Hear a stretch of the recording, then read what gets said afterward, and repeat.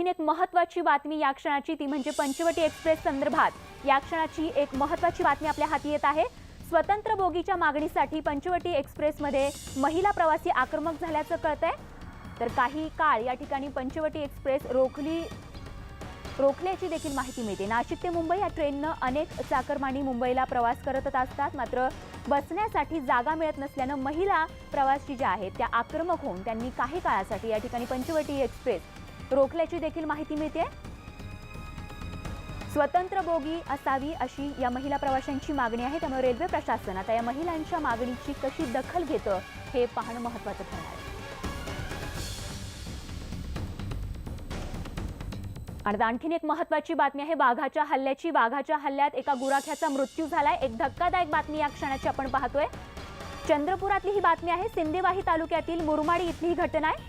तुलसीराम पेंदाम असं या मृत गुराख्याचं नाव आहे। काल संध्याकाळची ही घटना। गेल्या 8 दिवसांमध्ये सिंदेवाही तालुक्यात जंगली श्वापदांच्या हल्ल्यात हा तिसरा मृत्यू झाल्याची माहिती मिळते आहे।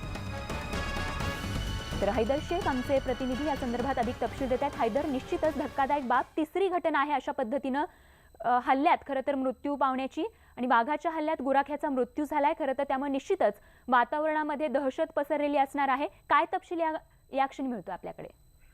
ही सध्या आठवड्यातील तिसरी घटना असून गंभीर रोष आहे त्या गावात आणि दहशतीचं वातावरण पुन्हा आहे। आणि सध्या त्या मृतदेह न उचलण्याची मागणी सध्या केली जात आहे।